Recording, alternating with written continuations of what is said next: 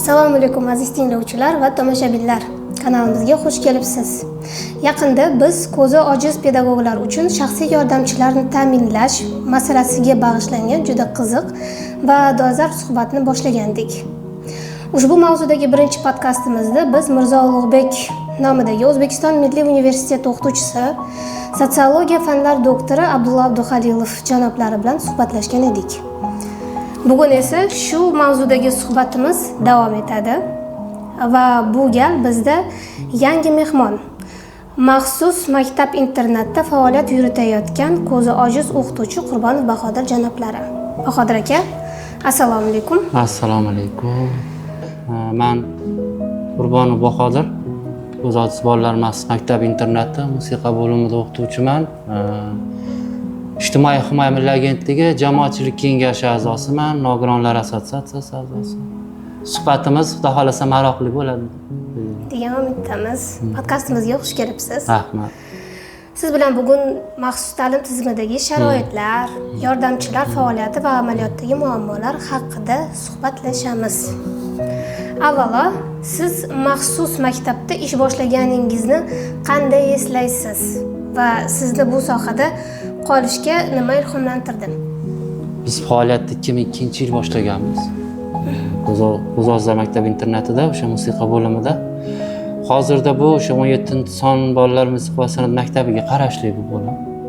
2002-yilda o'zimni sinfdoshlarimga o'zim tarbiyachi bo'lib kelgan. Endi eslash ota-onam sababchi bo'lgan bu ishga kirishimizga, kasb o'zimiz tanlaganmiz. Shu davomidan beri mana shu yilgacha faoliyat olib borib kelyapmiz. Juda ham yaxshi. Endi ish sharoitlaringiz haqida to'xtalsak. Internetdagi ish sharoitlar, jihozlar, materiallar va dars tashkiloti jihatdan siz uchun qanchalik qulay? Qarang, ilgarigi bilan hozirgiga surishtiradigan bo'lsak, bu yerda to'g'risini ham aytish kerak, sharoitlarni yaxshilab boryapti. Hozir barcha internatlar ijtimoiy himoya milliy agentligiga o'tgan, tasarrufiga, xalq ta'limidan ijtimoiy himoya milliy agentligiga o'tgan. Sharoitlar qilinyapti, lekin muammolar demak hali ham bor. Endi xudo xolasa uni ham hal qilishar, lekin qilish kerak. Qiziq. Unda endi kotiblar faoliyati haqida ham bilib olsak. Maktabingizda ko'zi ojiz o'qituvchilar uchun kotiblar xizmat qiladi. Ular faoliyatini qanday baholaysiz? Kotiblarimiz ko'zi ojizlar uchun baraka topsa, yaxshi mehnat qilyapti, ishlayapti. To'g'risi, o'sha ko'zi ojizlarni ya'ni jurnalni yozib beradi. Yana nima, shu ishxonada nimaki kerak bo'lsa, barchasini qilib berishadi. Bu eng qizig'i internatlarda faqat. Bu madaniyat sohasi va boshqa sohalarda, oliy ta'lim yoki madaniyat sohalarida kotiba yoki kotib yo'q, kiritilmagan. Vaholanki Konstitutsiyaning 57-moddasida aytib qo'yganki, o'sha nogironligi bo'lgan shaxsning o'qishi, yashashi, ishlashi, obyektiv, subyektiv xizmatlardan foydalanishini davlat kafolatlayapti Konstitutsiyaning 57-moddasida.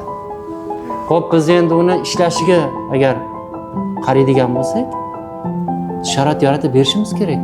Ko'zi ojiz va zaif bo'luvchi fuqarolarimizga, ya'niki o'sha madaniyat sohasi va boshqa sohalarda shu turdagi oliy ta'lim bo'lsin va boshqa joylarda ularga kotib yo kotiba kerak.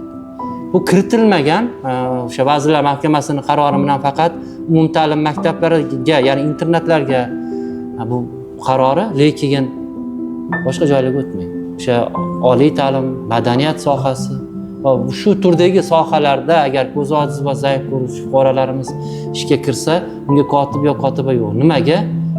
Qaror yo'q, qonun. Buni eshitib shunday savol tug'ildi. Sizningcha kotiba tarjimon lavozimi to'g'rimi yoki ular shaxsiy assistentlarga aylantirilishi kerakmi? O'zi kotib yo kotiba degan narsa o'zi lavozimdek bo'lishi kerak-da o'zi asli. Unga lavozim deb qarash kerak. Asli nimaga? ko'pchilik kotib yo kotibani ikkilamchi, osmondan qap etib tushib qolgandek qabul qilishadi. Kotib kotibaga ko'p narsa buyurish mumkin, yo kerak bo'lsa yumshoqroq qilib aytganda uni yaxshilab ishlatish mumkin degan narsa bu SSR davridan beri shu rahbarlarga miyasiga urib qolgan ko'proq. Endi biz hozir bu yerda ko'zi ojiz va zaif ko'ruvchilarimizga gapiryapmiz. Buni lavozim, ya'ni obro'sini kotib yo kotibalikni obro'sini biz oshirishimiz kerak. Bunga ikkilamchi deb qarash kerak emas, bunga lavozimday qarash kerak-da. O'shaning uchun men barcha rahbarlarimizga aytaman, kotibalar pul emasda, yo kotibalar. O'shaning uchun ularga ham shaxs sifatida qarang, inson sifatida qarang. Bu hammaga emas, ba'zi birovlarga tegishli, ya'ni iloj bo'lsa kirimni ham yuvib qo'ydik deganlarga tegishli narsa. Demak, sizning fikringiz bo'yicha kotibalarni shaxsiy yordamchilarga aylantirgan qulayroq bo'ladi. Shunday. Juda ham yaxshi. Juda ham qiziq nuqtai nazar. Endi assistentlarning malakasi haqida ozgina so'zlab boramiz. Ko'zi ojiz o'qituvchilarga samarali yordam ko'rsatish uchun shaxsiy assistent qanday ko'nikmalarga ega bo'lishi kerak deb hisoblaysiz? Ko'zi ojiz va zaif ko'ruvchi o'sha o'qituvchi bo'lsin, yo shu turdagi boshqa kasb vakili bo'lsin, yaxshilab xarakterini o'rgansin. Bu birinchisi. Sizlarga chunki qiyin bo'ladi-da, bunday kotibalarga shu nogironligi bo'lgan shaxs bilan ishlash asli qiyin. Uni yarimta qarashdan nimanidir xohlaydi. Bilib olish kerak bo'ladi ba'zida. Endi men shu kotibalarni ishlatayotgan ko'z ojizlarimizga ham aytaman, jahl qilib tashamang ba'zida.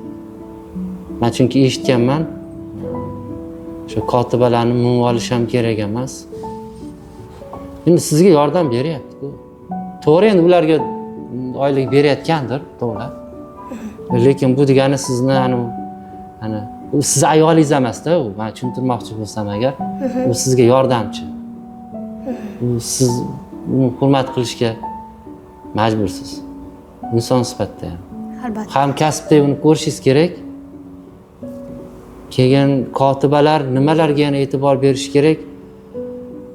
Ko'proq yozuvchi-yozuvlarda men iltimos qilgan bo'lardim, xatolarni kamroq qilishlarini. Chunki jurnallar to'ldirasiz, yo shu turdagi hujjatlar, qarorlar, buyruqlar chiqarasiz. Siz ikkita xatoyingiz anitday qaysidir fuqaroni hayotiga nimadir bo'lib qolishi mumkin. Shuning uchun sizlardan ham iltimosimiz shu bo'ladiki, charchamanglar. Nogironlar bilan ishlashda men sizlarga omad. Juda ham to'g'ri fikrlar. Bu mutaxassislikni talab qiladi. Endi shunday savol, ko'zi ojiz o'qituvchilar o'z ehtiyojlariga qarab kotib tanlash imkoniyatiga egami? O'z ehtiyojlariga qarab hozirgi kundami? Albatta. Yo'q, ega emas. Nega? Qanday? Deb o'ylaysiz? Misol uchun o'z ehtiyojlariga qarab deganda, uni ehtiyoji har xil bo'lishi mumkin. Bu nogironligi bo'lgan shaxsning ehtiyoji o'zi asli bitta bo'lishi kerak deb o'ylayman. Hujjatlarni to'g'ri to'ldirtirish va yana ba'zi qaysidir yo'nalishlarda yordam berish. Bu kotibadan aytyapman-ku, ko'p narsani talab qilish ham noto'g'ri narsa. Bu masalaga aniqlik kiritish juda muhim. Qiyin. Endi to'g'ri, ba'zi o'sha ko'zi ojiz va zaif ko'ruvchi kotibalarimizni, ya'ni insonlarimizni, ko'zi ojiz va zaif ko'ruvchi fuqarolarimizni deylik o'sha kutib olish ko'chada ishxonasigacha, yo ishxonasidan avtobusgacha kutib olish, kuzatib qo'yish yaxshi. Chunki o'sha nogironligi bo'lgan shaxsga qanaqadir e'tibor, hurmatda bu ham.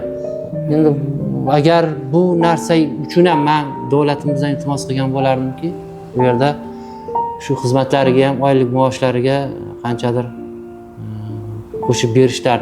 O'z kotibani oyligi unaqa ko'p emas o'z bechoralar. To'g'risini aytish kerak. Necha pul olardim? 1,5 million olarmikin o'shalar. Endi hech bo'lmasa yana qo'shimcha xizmatlarga rahbar sifatida avvalo to'g'ri savob deyishimiz mumkin, yo shu turdagi gaplarni hozir gapirishimiz mumkin-ku. Menimcha oyligiga qo'shib bergan yaxshi. Davlatimiz ham baribir e'tibor qilgani yaxshi bu kotibalarimizga. Bu kotibalar eshitib maza qilsin. Oyligilar ko'tarilsin duodamiz, xudo xolasa. Juda ham o'rinli fikrlar bo'ldi. Endi so'nggi savolim, sizningcha O'zbekiston qonunchiligida ko'zi ojiz pedagoglar uchun shaxsiy assistentlarni ta'minlash borasida nima o'zgartirish maqsadga muvofiq bo'lar edi? Nogironlarning huquqini himoya qilish qonuniga qo'shimcha kiritish kerak. O'zgartirish emas, qo'shimcha. Biz kerak emas, yangi vagon o'zi yaqinda qilindi-da, 2020-yilda nogironlarning huquqini himoya qilish qonuni yaqinda chiqdi-da. Biz qo'shimcha kiritishimiz kerakki, Konstitutsiyaning 57-moddasiga binoan o'sha aytilgan yerda o'shanga ilhomlangan holda, o'shanga qo'shilgan holda o'sha ko'zi ojiz va zaif ko'ruvchi fuqarolarimiz qayerlardan ishlashidan qat'iy nazar kotib yoki kotibaga ularga biriktirilishi. Bizda endi nima deydi? Bilmadim. Va o'sha vazirliklar, Moliya vazirligi va shu turdagi vazirliklarimizdan Ijtimoiy himoya milliy agentligi bu masalaga qattiq qarashlarini va Oliy Majlis Qonunchilik palatasining deputatlari, hurmatli senatorlarimiz, iltimos sizlardan shu narsaga e'tibor qilishinglarni. Chunki nogironligi bo'lgan shaxslar ham prezidentimiz ularni trend darajasiga olib chiqyapti-da. Nogironligi bo'lgan shaxslarni jamiyatimiz taniyapti va ularga sharoitlar yaratilib berilyapti. O'shaning uchun biz ko'p narsa so'ramayapmiz. Ularga shunchaki kotib yo kotiba, Shaxsiy yordamchi. shaxsiy yordamchi. Xo'p, mayli, shaxsiy yordamchi bo'lsin. Shaxsiy yordamchi biriktirilishini men istagan bo'lardim. Chunki bu konvensiyaning ham talabi-da. Albatta. Bu konvensiya, bu men talabim emas, bu konvensiyaning talabi. Necheva biznes deyapti. Ya'niki nogironligi bo'lgan shaxsga tegishli bo'lgan har qanday masalalar, sharoitlar nogironni o'zisiz hal bo'lmasin deyapti-da. Sizlarni fikrini oling. Fikrini olib shunchaki qog'ozga yozib qo'ymang-da. Bajarish ham kerak. To'g'ri, ancha-muncha ishlar qilinyapti, imtiyozlar berilyapti, ish jarayonida ham, o'qish jarayonida ham. Bitta narsa ham bor-da. Ba'zir ish jarayonini ham aytib o'tmasak bo'lmaydi. Nogironligi bo'lgan shaxslarga biz 3% kvotani kirityapmiz, yaxshi. Kelinglar endi shuni 5% qiladigan payti kelgandir, chunki yuzlab nogironligi bo'lgan shaxs respublika bo'ylab bitiryapti u oliy ta'limni. Men to'g'ri bir qator bu yerda aytish kerak. O'sha Click kompaniyasi, Safiya, Elvis kompaniyasi, Brandovoy, mana Yandex baraka topsin. Va ko'pchiligi bor, men sizlar nominglarni esimdan chiqqan bo'lsa uzr. Shular ishga oldi nogironlarni. Davlat tashkilotlarichi. Mana men bugun misol uchun bitta narsaga guvoh bo'ldim, kredit olish bo'yicha Частный bank. Birinchi guruh nogiron ekan, men bunga kredit chiqara olmayman deyapti. Biz saviyani uyg'otishimiz kerak. Saviyani kim uyg'otadi? Biz, siz, jamiyat, davlat strukturasi, hokimliklar, vazirliklar birgalikda qilsak, nogironga o'zi asli ko'p narsa kerak emas-da. Biz sharoit, biz ularni boqimandalikdan yiroqdamiz. Biz ularga sharoit yaratib beraylik. Kambag'allikdan o'zi shunday ham chiqib ketadi. Biz kambag'al emas, o'zi aslida nogironligi bo'lgan shaxs g'ururli bo'ladi. Uncha narsa so'ravermaydi. Endi bu biz shaxsiy yordamchini ham nima uchun so'rayapmiz? Shu davlat hujjatini to'ldirish uchun, uy degani qaysidir qog'oz to'ldirish uchun emas-da. Shuning uchun menimcha sharoit yaratib berish kerak. Endi xafa bo'lsanglar ham, xafa bo'lmasanglar ham shu-da, bu aytayapman-ku, men talabim emas. Bu konvensiyaning talabi. Bu konstitutsiyaning ham talabi, prezidentimizning xohishi ham shu. Juda ham o'rinli fikrlar bo'ldi. Bahodir aka, bugungi ochiq va samimiy suhbat uchun sizga kattakon rahmat. Rahmat.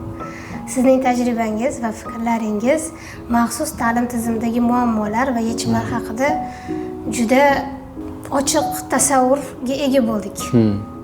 Ushbu suhbat orqali biz nafaqat mavjud holatni ko'rdik, balki kelajakdagi rivojlanish yo'llarini ham aniqladik. Shuni bu yerda men qarang, gapingizni bo'ldim, bu yerda nogironlarga qarata aytish kerak-da. Biz sizlar uchun sharoit yarattirishga harakat qilyapmiz. Biz sizlar uchun tashkilotlar bilan ochiqroq talashyapmiz. Mana ertaga ham talashamiz, mana yig'ilish bor, misol uchun. Biz sizlar uchun kurashyapmiz. Qo'limizdan kelgancha. Endi qarz ikki qo'ldan chiqadi. Sizlar ham davlatga o'zinglarni ko'rsatinglar-da. Biz talab qilaversak, biz so'raversak, biz qaysidir vazirga yomon bo'lib ko'rinaversak, qaysidir deputat bizni ko'rganda o'girilib ketaversa, bizga ham oson emas. Ish joyida joylashdingizmi, o'sha joyda iloji bo'lsa ishlang. Sharoitini ayting, biz qo'ldan kelgancha borib rahbariyatiga borib iltimos qilaylik, baraka topib. Lekin iltimos, nogironligi bo'lgan shaxslar kesib tashlamang buni. Tunnellarda o'tirishni va ehson so'rashlarni iloji boricha kamaytiraylik. To'g'ri, deylik o'sha sog'lom insonlarda ham bor bu narsa. Lekin nogironligi bo'lgan shaxslar nima uchundir bilinib qolyapti jamiyatda. Meni xafa bo'lmanglar mendan. Men sizlarni hammalarini yaxshi ko'raman. Men odam ajratman. Barcha turdagi nogironligi bo'lgan shaxslarni men yaxshi ko'raman. Qo'limdan kelgancha xizmatdamiz. Va hozirgi intervyuimizni davlat strukturasidan iltimos qilgan bo'lardi. Shunchaki yana listatga o'tkazib yubormasliklarini. Chunki bu men uyimga so'ramayapman. Men daromadim yaxshi bekitmayman. To'g'risi, uncha-munchangizdan yaxshi daromad topsam kerak. Mana shu nogiron bo'lsam ham, men qolgan nogironligi bo'lgan shaxslarni o'ylab aytayapman bu yerda. Xulosa chiqarayotganingizda men doim aytaman. Ko'z ojiz bo'lib ko'ring. Gapirishdan oldin karsaqov bo'lib ko'ring. Yurishdan oldin cho'loq bo'lib ko'ring. Men nima uchun qattiq gapiryapman sizlarga? Gapirmasa bo'lmayapti. Sizlar qanaqadir ilishinglar kerak bu narsani. O'shaning uchun iltimos, yana bir marta iltimos. Meni ko'rganda mayli teskari o'girilib keting. Sizning shaxsiyatingiz. Lekin bizning gaplarimiz qonun talablarida, bu meni o'zimning gapim emas. Yana qaytaraman. Konstitutsiyaning talabi, konvensiyaning talabi. Ya'ni shaxsiy yordamchini aslida tashkillashtirish qiyin emasdi. Nima uchun bu shu paytgacha cho'zilib kelyapti? Nima uchun bu e'tiborsizlik bo'lyapti? Biz nogironlarni PR qilishni yaxshi ko'ramiz-ku. Keraklar bo'pti, mana shuni ham PR qilaylik. O'sha shaxsiy yordamchini menimcha qilganimiz ma'qul. Ko'p gapirdim, rozi bo'lasizlar, biz hammalarni yaxshi ko'ramiz. Sog' bo'linglar. Umid qilamizki, bugungi muloqotimiz jamoatchilik orasida fikr uyg'otadi. Rahmat. Va ijobiy o'zgarishlarga turtki bo'ladi. Ilohim. Sizga faoliyatingizda ilhom va sog'lik, barqarorlik, muvaffaqiyat tilaymiz. Rahmat. Aziz tinglovchilar va kanalimiz do'stlari, agar sizga bugungi suhbat yoqqan bo'lsa, kanalga obuna bo'ling. Albatta like bosishni unutmang va o'z fikrlaringizni yozib qoldiring. Chunki ijtimoiy o'zgarish fikrdan boshlanadi. Biz bilan qoling, oldinda yana ko'plab qiziq mavzular kutmoqda. Xayr, salomat bo'ling.